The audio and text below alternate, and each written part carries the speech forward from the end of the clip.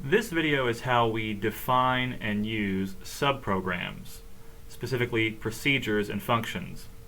I'll also talk a little bit about methods, although that's technically an object-oriented programming concept. However, I'm going to start with some examples in Java. This is a short Java program that has two methods defined. First, the main method that's required of all executable Java programs, and then an additional method, which I'll talk about in a moment. Now, these are methods, but they are static methods. And it's worth just saying right up front that a static method in Java is essentially equivalent to a function. So I'm actually going to refer to this as a function going forward because it will help you relate these concepts to other languages that I'll be discussing in a moment. Now, the main method, or function, has this required parameter, an array of strings, and this name, args, is what we call the formal parameter name. In this other method slash function I've defined, we have three formal parameters. Because Java is a statically typed language, each of the parameters explicitly states the type of the parameter. So string, int, double, and in the case of the main method, this array of strings. Notice that we also explicitly define types here and here. These are return types, which is what makes these static methods equivalent to functions. Although in the case of the main method, where we're returning void, you could actually argue that it's equivalent to a procedure. Essentially, the main difference between a function and a procedure is that a procedure doesn't return anything. So, in Java, these are called static methods, but if we return a value, a static method is really a function, and if we don't return anything, then a static method is really a procedure. Let's define a few more terms, and then we'll move on to show off some interesting features of methods in Java, and also some features of various types of subprograms in other languages. I said that str, x, and y were the formal parameters to this message method. But we also have these three comma-separated values, a string, an int, and a double value. These are the actual parameters. So these are the values that get sent to this static method when I make a method call. So this bit of code I'm highlighting right here, which is nested inside of this print statement, is a method call, or a function call, you could argue. This code down here that I'm highlighting is the method or function definition. And this line specifically at the top is known as either the header, or you could say it's the signature. The header or signature essentially defines how you call your method or function, whereas the part that's inside the curly braces down here is the actual body of the method or function, which in this case is very short but could be much more complicated. If I compile and run this code, then it's not too complicated. The main method executes, it prints out the result returned by the call to the message method. Message simply takes the string, concatenates it to a colon, and then concatenates that to the sum of the integer and the double, which will be cast to a double because we're adding the int and the double, and it takes on the more general type. Java also supports overloading, which is when a single name has multiple definitions. In this case, the name is message, and I have two definitions. Now, the way that Java knows which definition to use is based on the parameter list. My original definition had a string, an integer, and a double value, whereas this second definition only has a string. Now, the names of the formal parameters are irrelevant in distinguishing. All that is relevant is the types and their order in the call. Notice that the return type also differs between my two definitions, and this is acceptable. However, it would not be okay to have two definitions with the same parameter lists and different return types, because Java would not know which one to use in that case. Now, generally with a Java method, you have to specify the exact number and types of all parameters to your methods. But there is one cool exception to this, where I define a parameter and then put 3 dots and then a name. And what this does is, in the method definition down here, it interprets this formal parameter xs as an array of ints. And so that's how I'm using it in this for each loop. It's treating it as an array, it's looping through each element and concatenating it to a result that I return. But when I call this version of the method, I don't call it with an array parameter. My actual parameters are simply multiple distinct integers, 1 through 6.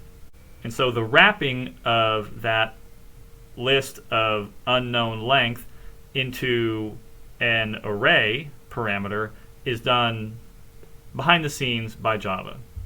And so you can see I'm getting message with these actual parameters 1 through 6. If I compile and run that, then it simply prints out those values, which is what the method definition does here. Python is similar but different in various ways. The standard way to define a typical function is to simply specify the parameters via position, as we have here. Now, we no longer have any types because Python is not statically typed, but I do have 3 parameters in a certain order. Here, my actual parameters are the string test, 5.5, and then 7, and those map to the formal parameters s, x, and y. So if I run this code, I get a result which concatenates the string with the result of turning the sum of those numbers into a string as well. Now, Python does not support overloading. If I were to attempt to define an alternate version of message which only took a string parameter, then I would run into problems. The error I get is that this function message only takes 1 argument, not 3. Now, if I change my use of that function call to only have 1 parameter, then that'll actually work. But the reason it works is that every time I define a function in Python, it will overwrite any previous definition. So what happened was that this definition was created, but then a new definition for the same function name was created and replaced the previously existing one.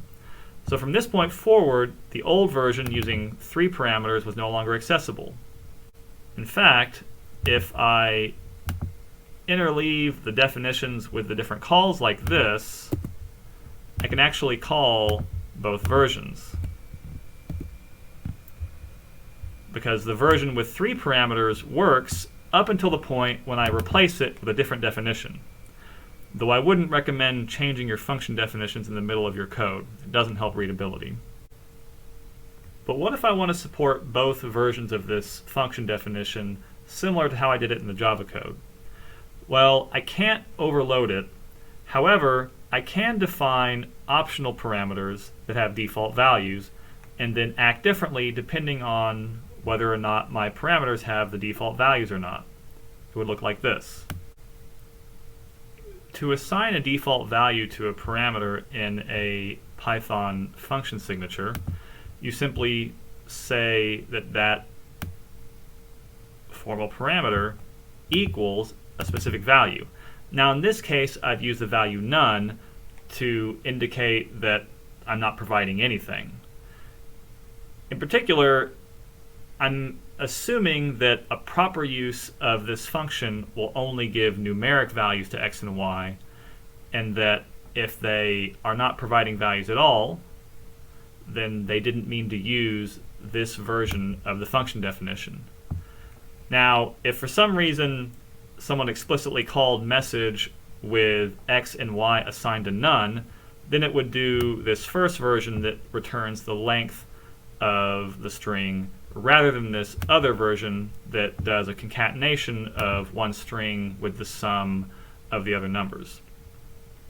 Regardless, you see here that I can have one parameter that is strictly required and then two which are optional. Now, I could do something weird where I call message with a string and then one additional parameter, for example, a value for x. And if I run this code as it is, I get output from the three versions of this. And so the first call is the initial thing that we expected, where we're concatenating test with the sum of those two numbers. The second version is just getting the length of that string.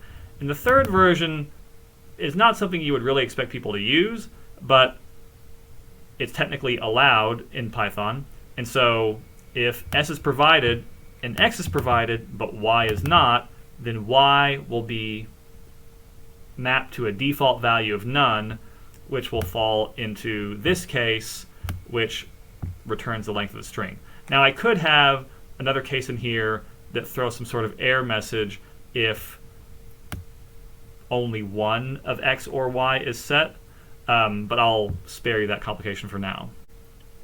As with Java, it's also possible to set up a function to accept some unspecified number of parameters, and the way that's done here is using this asterisk in front of my formal parameter nums.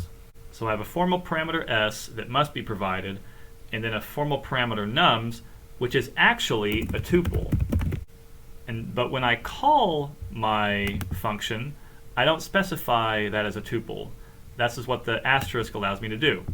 I specify sum as the parameter s, and then I specify several more positional parameters 1 through 6. And those are all individual parameters here, but they're interpreted inside of the function as a tuple of 1 to 6. And I'll even confirm that by printing it out here. And when I run this, you'll see that the printout of the parameter nums is the tuple, and then the actual return result of the call to my sum, which is printed here, is sum and then a colon and then the value of that sum, which is 21, which is what we're computing here. So we're iterating through the tuple nums using a for each loop. Now, unlike Java, Python is not statically typed, so I actually have a lot more flexibility with this asterisk parameter than I did with Java's ... array definition.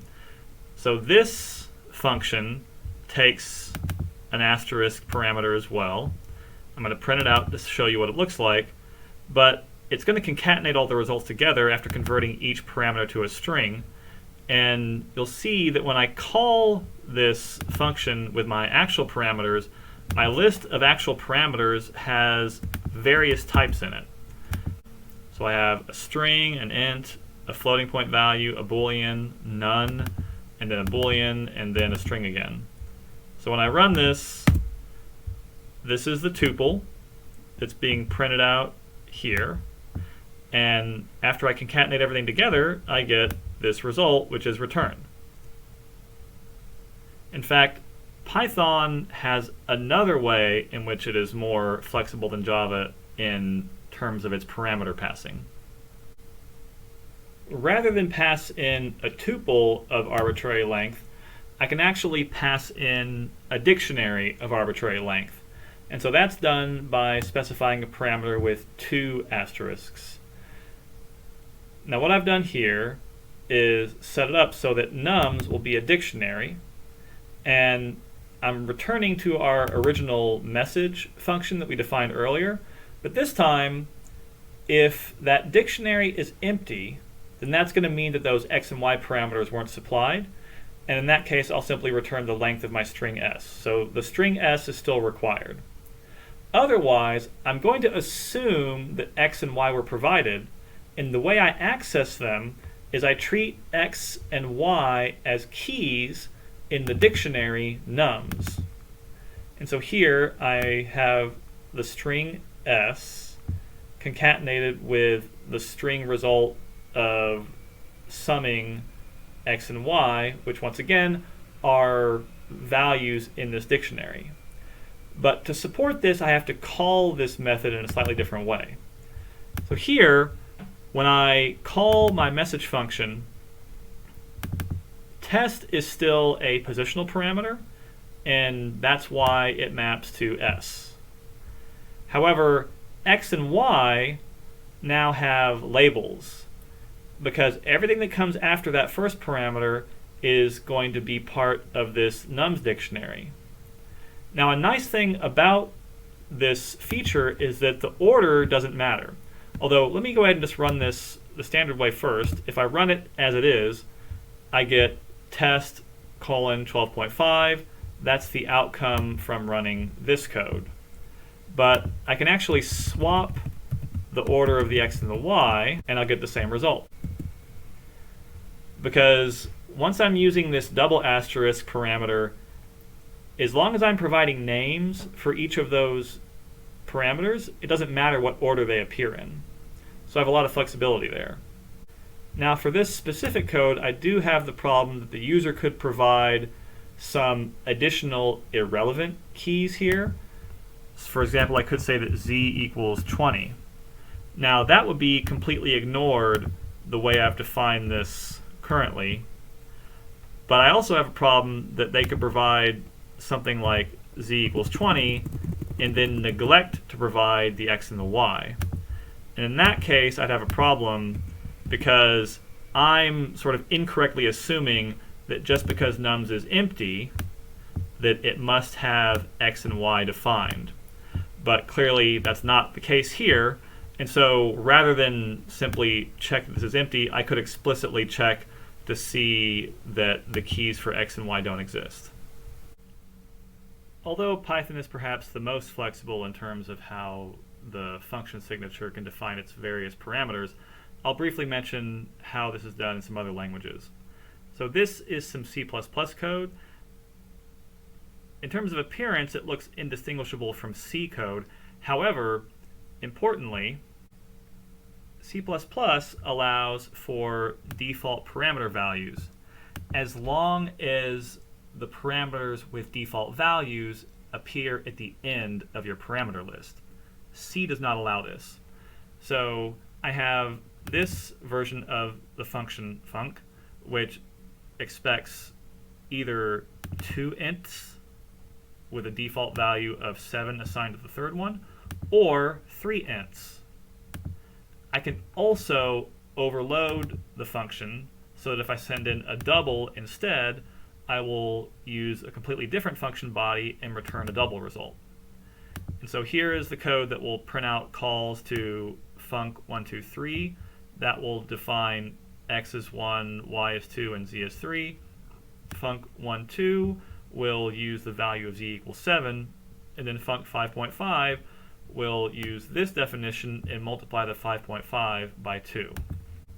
And this is the output of executing that, and sure enough, 6 is 1 plus 2 plus 3, 10 is 1 plus 2 plus 7, and 11 is 5.5 times 2. Here is some code in C#.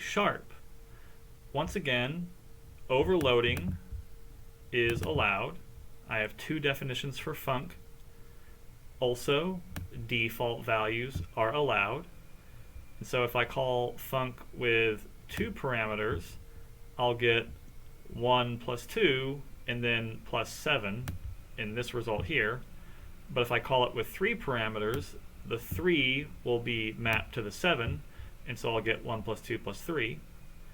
And then I have this definition, same name, different parameter list, and on top of that, this parameter actually represents a list of actual parameters of unknown length. So in this function call here, the 1 maps to the integer parameter first, but then these two values are doubles. And that means I'll be using this array of doubles to store those two values. So I end up with 1 being the value first, and then an array containing 2 and 4.5 being the values in the array called rest. So if I run this code, I get 3 lines of output. The 10 is the 1 plus 2 plus 7. The 6 is the 1 plus 2 plus 3. And the 7.5 is the 1 that is stored in the result here, added to the 2 and the 4.5, which are added up in this loop, to get 7.5. And of course, every language has its own specific details and peculiarities, but this video at least gives you an idea of some of the features that exist in some languages and that you might want to look for in your language of choice.